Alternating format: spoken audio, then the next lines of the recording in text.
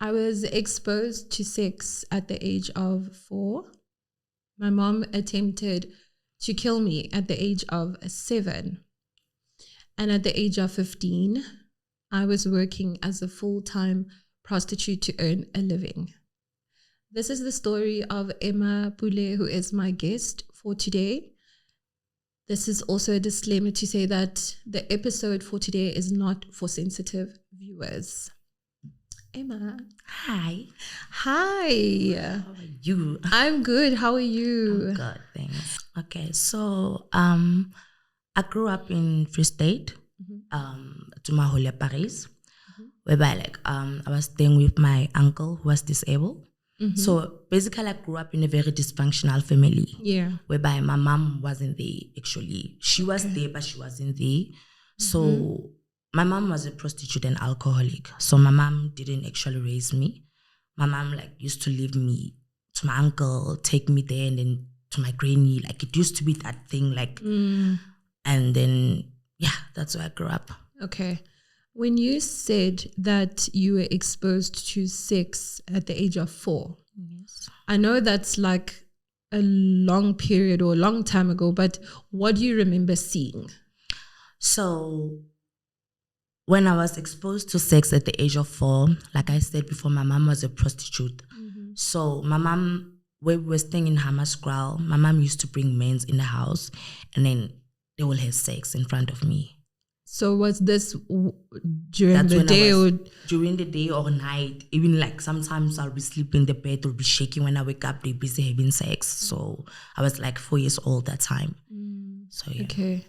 Okay. So tell us about how you how moving from that and then getting into the prostitution. Okay. What was it at age 15 that made you feel like maybe this is the path that I should follow? Okay. So most of people, they don't believe that there's bloodline case, which is the ease, because I believe for me to pick up the because my mom was doing it and I picked it up from the very small age. So me seeing that, so my mom passed 2009. Okay. I'm in 2002. I was 9 years old when she passed. So I was staying with my uncle, and then my uncle's wife, unasantware sharp, she was treating me very bad. Okay. So at the age 14, that's when I started being naughty, where when we're young, we don't realize those things like the void, the rejection, lies that we believed when we grew up, that I'm not loved, I'm not wanted. So at the age of 14, I started being naughty, dodging school, going to clubs, not sleeping in the house. So my uncle was like, okay, he chased me out of the house. It's like, okay, since you don't want to listen, then go live your life. I was like, okay. So by that time, I was involved with girls that were older than me. So they did this before me. So they're like, you know what? There's a way to survive. Do this and money for yourself. So that's when I started to prostitute myself. Okay. So when they brought you in, what was that? Were you prostituting at a club or? So before we went to a club, hotel, something like that, we were going to the club almost every day. Okay. Then when you find a guy there, you go with him and then he gives you money until we moved to Sasolburg. And then this adult girl said to me, let's go to Vereniging. So that's when we went to Vereniging Central Hotel, before they call it Manhattan. Oh, okay. So that's when I started staying there and making money. And the money was good, to be honest. That time, it feels like it was good because all the money, in I didn't have to give it to someone else. So you were your own boss at the time. Yeah, and the only thing I was paying that time, I was just paying 150 rand for a room a day. Then the rest of the money is mine. How much would you say on average you were making a month? Let's say if you sum it up to a month. Almost 40K somewhere there. And that was back then? That was back then. Before I even started working for a Nigerian guy. So yeah. So tell me about you moving from that to working for the Nigerian guy, which is what you were talking about now. How were you guys introduced? So I'm going to go back a bit. Yeah. So at the age 16, I fell pregnant with my first child. So I went back home, but this time I didn't go to my uncle. I went to my granny at Val. Okay. So my granny took me in, and then I stayed. And then it was December time, 31st. So we have that culture, like we'll do cricket and stuff like that. Yeah. So we'd lock the dog, and then after that, when we're done, we opened it. So that night I said to my granny, I'm going to open for a dog. It was after 12 already. After the cricket After was... the cricket. Okay. Like midnight, I jumped the wall, gone, Chisanyama. With the pregnancy, it's raining, and then I find this guy. We went to his place. I took clothes to change, and then we went back to drink. And then the following day, I went back to Central. So, January late on the stage, like I started having pains, but I didn't understand what's going on. So I didn't actually take it like, you know. So I was like, man, it will pass. That thing, you know, drinking every day, smoking weed, don't feel that. Do you understand? Yeah. So when times goes by, this thing became worse. And that time I was with like whole night client. In the morning, I can't walk. I'm in pains and stuff like that. So they called the ambulance. I went to the hospital. So I got miscarriage. Fine. I didn't go home. I went somewhere. Someone told me to go and buy some stuff to cleanse and whatever things. Because, you know, girls that they've been there, they know these things, how they work. So I went there and cleansed myself and then continued to live that life. So a year later again, I fell pregnant. But this time, it was different because I thought I met someone who really loved me. You understand? What was that relationship like? He was there.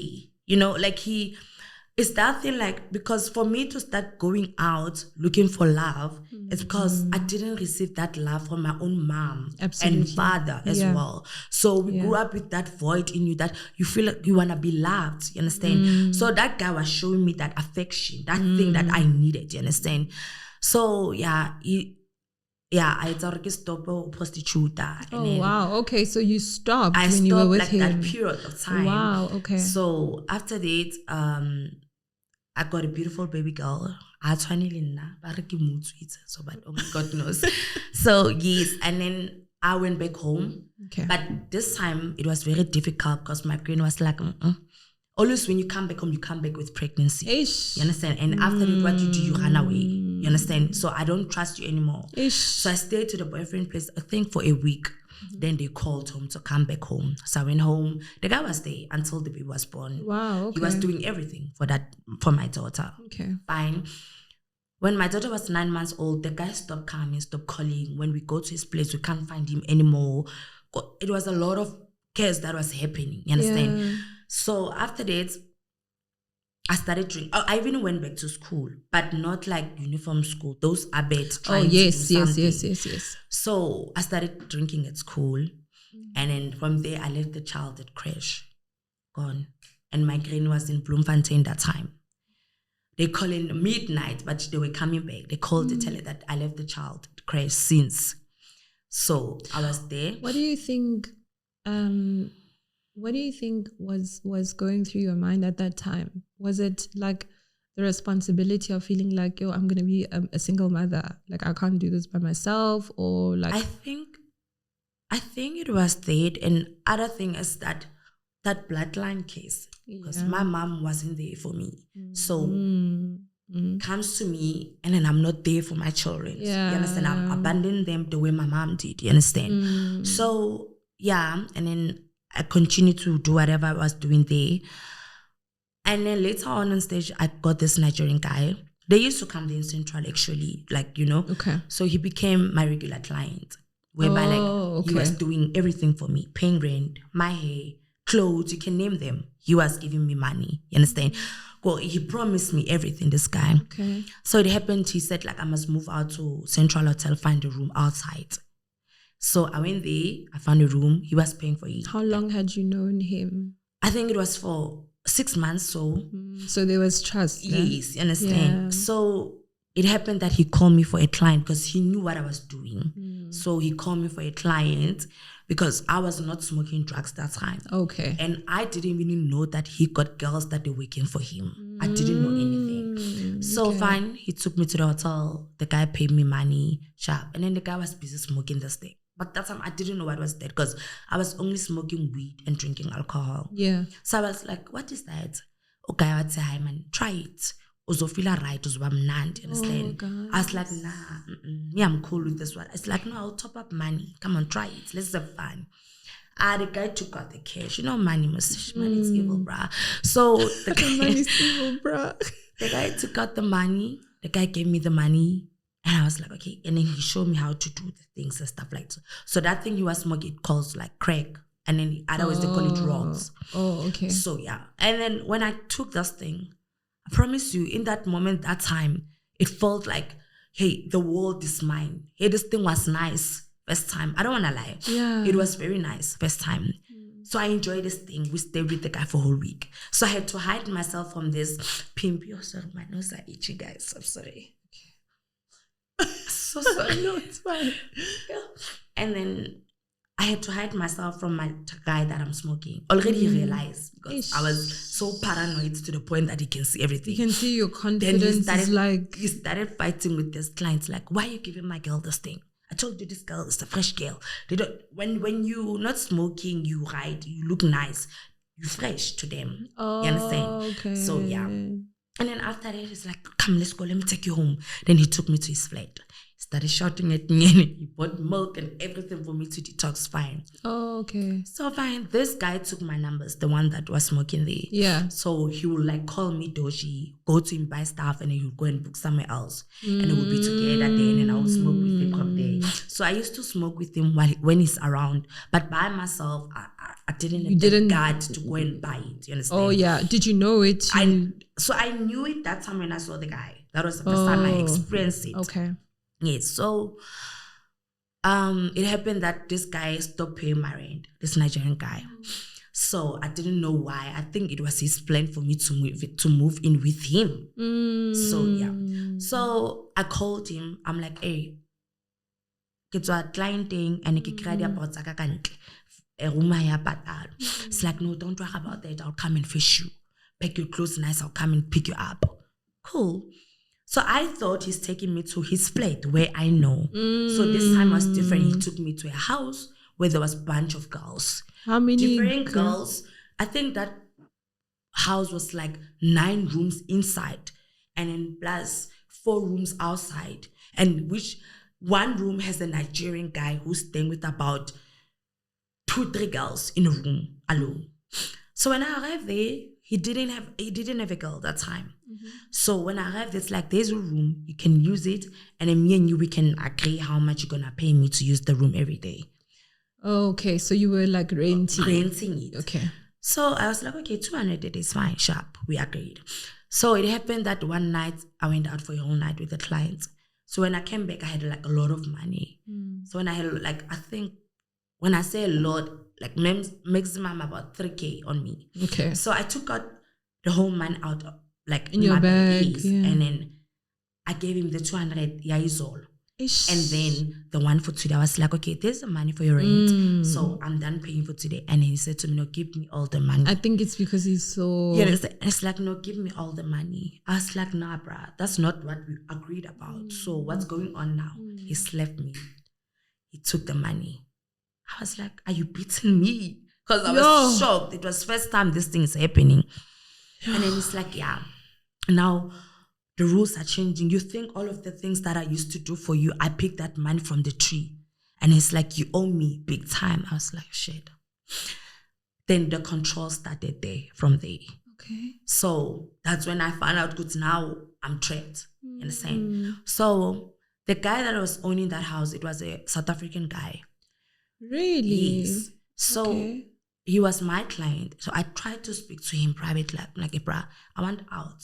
This is not me. This is not the life. That time I didn't even started smoking yet. Yeah. And then the guy was like, no, you can't, because this guy don't know your family. They know you've got a daughter. Ish. If you go, it will hurt. You understand? So like now I got trapped, like seriously. Then I have to start obeying everything, whatever he's saying. Then that's when I saw Kuti, me giving him my money for free. It's not gonna work. You understand? Because okay, I'm making money. I'm giving him that money. What he do? Pay the rent, buy food, buy me clothes, do my hair, things that I could do myself. Exactly. You understand? Yeah. So I started smoking hair from there. I started smoking rock by myself. I'm like, to him, okay, there's an agreement. I'm gonna work for you now. You give me drugs, I give you money. Yo, That's all. Because I cannot stand sleeping with 20 guys a day, sober-minded. Like, I cannot take that. My soul doesn't want to. So it's like, yeah, it's fine. Okay. It continued, whereby he put some rules that I'm not allowed to go with clients anywhere. I have to bring a client to a room. Okay. While I'm busy with the client in the room, he's standing outside by the door. Immediately, the guy goes out, he comes in, take the money, everything. So the pain, and then he started beating me. So the pain became very too much for me to handle now. So it came to the point that I stopped, like I mix drugs now. Yo. So you're not numb enough. You understand? Yeah. So I went to crystal meth. Then that's when I lost it. Like, it came to the point I almost burned the house down. I burned the curtain, and then the brothers came in, then they switched it off. So it even burned me on my leg. Then the insult started from him. Yeah, I'm a junkie. Look at me. Because I need to, obviously, drugs, you lose weight, right? Because now you're not eating well. You're not taking, you understand? You're not taking care of yourself, essentially. Yeah. All you want is to smoke and smoke and smoke. So he called one of his brothers from Pretoria. Then he came, and in the exchange, his brother gave him money. And it's like, no, go with my brother, go and rest. Okay. Enter the car, went to Pretoria. When I arrived in Pretoria, the same thing happened. Of like, so essentially this guy became your pimp now. You understand? So oh gosh. This guy, but he was older, so I didn't like him that much. I didn't have that thing. So I didn't sleep with him. Like I didn't sleep with him. Okay. You understand? So he was like that thing, like working together. Yeah. Yeah. And then while I was on the street with this guy, I met this younger one, charming. You know, sometimes these Nigerians, they will fool us. They look very, you understand? So I got charmed by this one, and I moved to Papanuku. I went to this one. And this one, started beating me as well. I went back to Papanuku. So it was that thing, you understand? And then after this one, I met this one, Escape. How old were you That time I was 23, 22, somewhere there. So I met Escape. When I met Escape, I stayed with Escape. So his real name is not Escape. It's just for the sake of that's the name he used to call himself, but that is not his real name. Yeah. So I stayed with Escape. Escape was very abusive. I mean, mentally, physically, emotionally, he was abusive. So when I stayed with Escape, he beat me. So yeah, the abuse continued. And then with him, it was like different because every time when he beats me, he blames me. So it came to the point where I started believing what he's saying. Ish. You understand? Even though I didn't do anything. Yeah. But then he'll be like, you see what you make me to do? I didn't want to beat you now. Look, you understand? So it came to the place where I believed him. Yeah. I believed his lies. Yeah. So every scar that you see on my body now, it's because of him. I got from Escape. Yo. Even in my first pimp, they didn't beat me to the point where he left me with scars. You understand? I came to Pretoria without scars on my body. The only scars that I had, it was the one on my leg where I bent the curtain. Yeah, from the one I did myself. But this one, like I can tell you every story with my scars on my body, whereby like the one you see here on my forehead. Yeah. So we're in the club, then he slapped me. I hit the pool table. Then I was open here. Fine. For what? He wanted me to go and sleep. And I'm like, I don't want to sleep. I still want to smoke. And I have money. I want to buy drugs. Please, let's go home. Give me what I want and come back to the club. Nah, it causes the fight. Sharp. The one here, he burned me with hot water and Dettol, whereby like he tied my hand with like, you see those stretchy belts? Those ones that they're moving like this. Yes. So he tied that belt on my hand and then he poured hot water on it and then with Dettol. So when it came out with my skin. So this side, I don't know, it just disappeared. But here it's still here. there's other one I have on my back where he stabbed me with a full glass. And so he stabbed me with a full glass. And then which other one do I have again? Oh yeah, it's a broom. He stabbed me with the broom stick, something like that. And then the worst one that he did that I will never, and I'm still, even in today, working on forgiving him for that, or forgiving myself. Yourself. Because I feel like Can we get tissue? Cause, you understand? Because this time it was so difficult, even in today, because now he left this scar in me that even in today I'm still struggling with it. Whereby he's tried to rape me with a screwdriver in my anal box, whereby today I still have a piece of meat hanging out, whereby if I only get constipated, it's very hard for me to go to toilet. I'm so sorry. And when I go to the doctors, my aunt tried to take me to the doctors so that they can have nothing they surgery. can, because they're saying if they cut it or they remove it, I don't know, it's gonna affect whatsoever inside.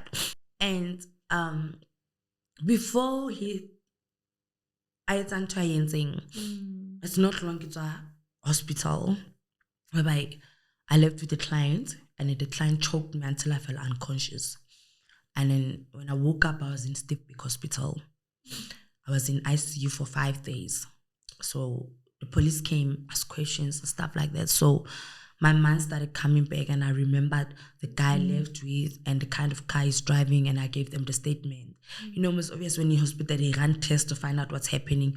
So they found heroin, like cocaine in my blood, and they wanted to call social workers, but because I knew what I was doing, I was like, I'm fine, I just want to go home. So I went back to him, and then me and him, we started fighting a lot, you understand? So it happened that I was pregnant. I didn't know. So this is the third pregnancy now? This is the third pregnancy. So when I was pregnant like that, so I found out that I was pregnant. That's why we were fighting like this, and it was his child, obviously. So one night I was staying with a client. I was smoking with him for almost a week. So I think 4 months along the line after, you understand? So after the incident of the client. Yes. And then after that, in the morning when the client was sleeping, it's like to me, no, don't sleep. Stay starve, smoke. I'm taking you to the doctor. Like, okay. I took a bath. I smoked. So he drive quickly. We went there. So I didn't even read the board and everything. I just entered there. They took me to the room. They did sauna. And then they came with paper. They showed him it's like 4 months. Did you got the money. Sorry to cut you off. Did you think that was going to be like a normal consultation? Yes. Or just to check how far you are, if the yes. baby's okay? Yes. Oh, okay. So I saw him taking out the money because I'm high. You understand? I haven't slept for a week. So I'm high. So he took out the money, gave this lady, and then this lady called me to another room. So when I arrived, I was alone in that room. This lady gave me 2 tablets. It's like, put them under your tongue to dissolve. So I was sitting there now. I'm busy going out smoking cigarette, trying to calm myself down. It's about 3-4 ladies that they came back clean le bona mo. So mole na pare tswile mona ke sharp no ke sober. Hey, botsa di sedi da tsumpela ke khate doctor yona ha e fihle na. Understand? Na ke batla go bala. A re doctor everything. Ke re no ba itse ke dule ka mona le doctor e tlang e tlo check on ke dutse mo. O se la ka tsa o tsebe tsa la mo. Ke re no I don't know. A re no it's abortion clinic. I was like, what? By that time, it's too late. You've already had the pills. And the pills, the one that killing the child. So after 3 hours, I started having pains. And then they took me to this other room, whereby the thing that I saw in there was very horrible. Like, the way that machine they're using is like chopping one like a mince. And then, it's not good. You understand? So after that, they cleaned me and I was so pissed. Like, I was so angry. When he came and fetched me, I was like, but why? If you didn't want the child, you should have told me so that we do this. Yes, so you that did this I've given you consent. You understand? Yes. I started smoking so heavily, drinking so heavily, jumping to one Nigerian another, and if you stay with him, be busy with another Nigerians. You understand? Louis a business Nigerian guy. I had bad child that day. I don't know why. I had bad into him. So I started doing that. So starting doing that, he found out. Then Kimatlong Ripa, Batlong Ripa, Scoot Drive and Tabola and stuff like that. So, yeah. And then I left, I went to the safe house. That was my first time going to the safe house.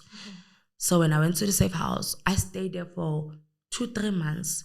But the voice, that 3 months, so this, I struggled to break that cycle of 3 months. Because every 3 months, even if I'm in the safe place, every 3 months, I'll literally hear escape voice calling me. So later on stage, I found out that he was using muti. So that's why he had like that stronghold on me, because like the dude used to beat me like nobody's business. But for me to leave him, it was like, no. When he said, yes, I take a blame. Yes, I'm sorry, baby. I know no sabaton sharp. You understand? Yeah. I didn't know. So fine. I think I've been in 4 or 5 rehabs, still going back to him and stuff like that. What? So this other one, it was like different. Mama V, Vulnerability. That one should be my number one hero, that woman. Today I'm here because of that woman. Like, wow. You understand? So Mama V, I went to him, and then when I was there, they had a church on night, and then the Deliverance started. I had Deliverance, I didn't even know about it. I started calling down like a snake and like things like that, you understand? So I got delivered from a lot of things. But still, the stronghold of escape didn't just left. 3 months down, you went I left. back. And then after it, I fell pregnant again. When I fell pregnant this time, I stayed in the street with my whole pregnancy, whole 9 months, whereby I left him. I went to Bosberg to this other Nigerian guy, and then he sent me home, and then I didn't go home. I went back to Escape, and then Escape took me to Mama V. So that time Mama V couldn't help me because she was renovating where she's staying now. Okay. So I had to go to another place. So when I arrived there, I couldn't handle the baby because that child was sick from drugs and alcohol, because 9 months from drugs, understand? Yes. So there was this lady, they call her Lizal. She runs a safe house for orphanage. Okay. Okay. So Madeleine spoke to her, the lady who was owning the safe house where I was. Like, we've got a newborn here, and the marriage is struggling, and the baby is very sick. Can you help? Like, you understand? Yeah. Fine. I did the affidavit saying I'm putting her under foster care. So our plan to take the child there was to put in an orphanage, and then he can just come and visit me. But when we arrived there, the lady fell in love with my child.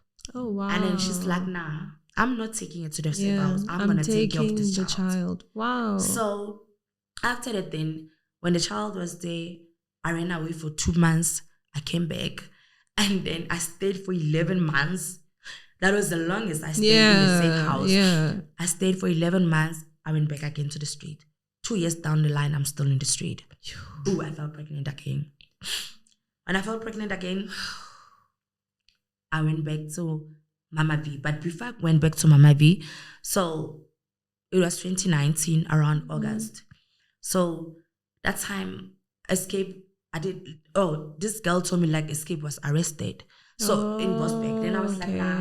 In my mind, I was like, he's gonna come out because Sunnyside cops, they pay them money and then they release them. You understand? Yeah. Then she's like, no, it's not Sunnyside cops who like catch him. It's hawks. You understand? I was like, I'm not there.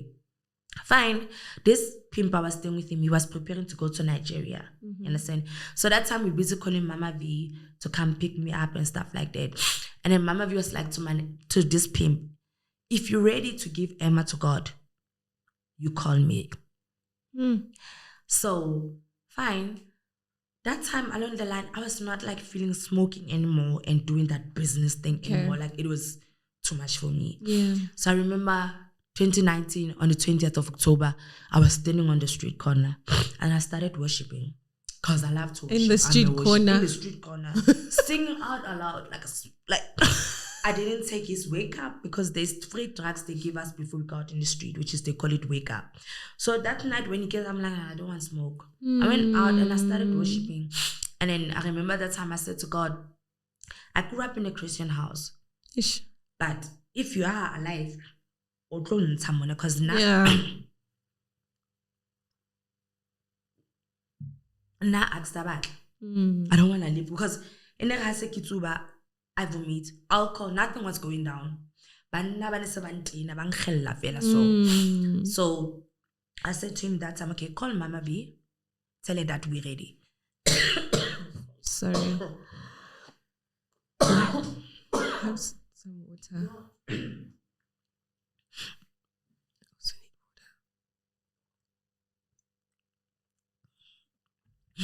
Yo. I suppose. You okay? So I was like, call Mama V here. So he drove me and call Mama V Pitori. So 2019, 20th October, when I went there, until today, I'll never look back. Wow. So 20th October, no, 5 years clean. From drugs only, actually. I'm not gonna lie. From drugs only. So yeah. So I stayed by Mama V. Yeah, it was difficult. Okay, so it's been 5 years. Yeah. Since you've been clean from drugs. I think for the women, young kids who are watching right now, what would be the one thing that you would like to say to them? It can't be an easy journey what you went through. Yeah. What would you say to young girls? Like, what are the things to look out for when somebody's trying to lure them into prostitution? So like I said on my story, boyfriends, they're also the ones that they're trafficking us, or others they're selling the girls. Like, understand, Nigeria, so, and then Atlelena, our kids, instead of boyfriend, they have. Yeah. And then number 2, little blesser, Adishabu. Chalete. That chalete ke moliko, guys. But about atoms, like the guy will call you with the money because we love money, girls. Yeah. Mutatala with the miriri, the frontally, the one hand no more or sharp, cut out the what he planned. Yeah. Understand? So, yeah. Okay. And just before we wrap up, the podcast is called Begin Again. Ne? What would you say got you to the point where you are today, where you are able to, or were able to pick yourself up again and really just be focused? Or, you know what, I love what you said, how you said, this is my story, but it doesn't define me. Yes. How did you get to that mindset? So, while I was still there by Mama V, like I said, I was very stubborn. I was very stubborn, and my stubbornness didn't start at home. You understand? Because even my mom was doing the stuff that he was doing. My uncle, he played the role to be a mother and a father. He made sure I was happy. I didn't like anything when I go to school and stuff like that. Yeah. So I wasn't that stubborn at home. You understand? I can just say I was naughty, as all children are. You understand? But when the control and everything started on the street, when you're in the street, like doing that thing in the street, you have to be strong. Because if you don't have heart for that, you're not going to make it. Yeah. You're not going to make it. So I started hardening myself. I hardened myself to the point whereby even when Escape used to beat me, like it came to a point I wasn't crying anymore. Like he would beat me. Literally, I would be bleeding and stuff like that, but I was just staring at him. So I remember this other time when he was beating me like that, I was laying on the floor and I was staring at him. He was like, don't look at me. I kept on looking at him. It's like, don't look at me. And I remember telling him, Hori, your day is coming. But at that moment, I didn't know what I was talking about. Yeah. You understand? Yeah. So last year, on August, when the court cases started, because they've been in trial ever since. They've been locked up. So the court cases started last year. And when the court cases started, all the girls that they were involved in the cases of Escape being arrested, they all disappeared. I wasn't there when he was arrested. I left him like a year after I've been with him 5 years. So when I moved back to Mama, we go to Emma, when I was staying by Emma Van der Waal, the one who owns Brave Home. Emma was like, Emma, I don't know, I'm not forcing you, but if you want to, you've been with Escape longest. And the cases are starting, and all the girls that they've been involved, they disappeared. I don't know. And when they call them others, they scared and stuff like that. And I was like to her, that time I used to be so close with the Holy Spirit. So when I was by Mama V, the thing that kept me going was trusting on God and be honest with God and just open up. Because it took me a year and 3 months to cry. But finally, when I opened up and then the healing started, and then that's when, like, you understand, I depended on God that time. Like nothing else but Him and the Holy Spirit. So when I moved by Mama, we went to Emma. So Emma was like, can you do that? If you don't want to tell me. I was like, I want to. I want to do it. And then that's when I started writing my statement and stuff like that. So when we arrived at court, I was the first girl to speak by Escape and everything that he did. You understand? So when the court cases started on the 8th of August, 2023, when I was, because we were sitting in a separate room. So I was in a room, then they were inside.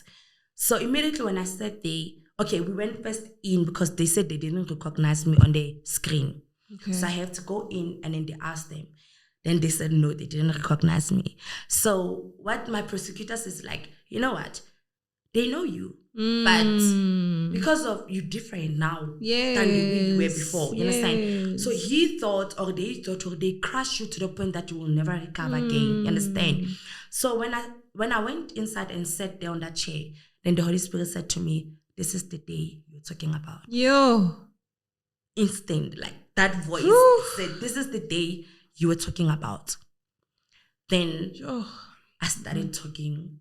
I think it was a month and a week of court case, of Escape, just accused number 1. I haven't went to others, just a month and a week.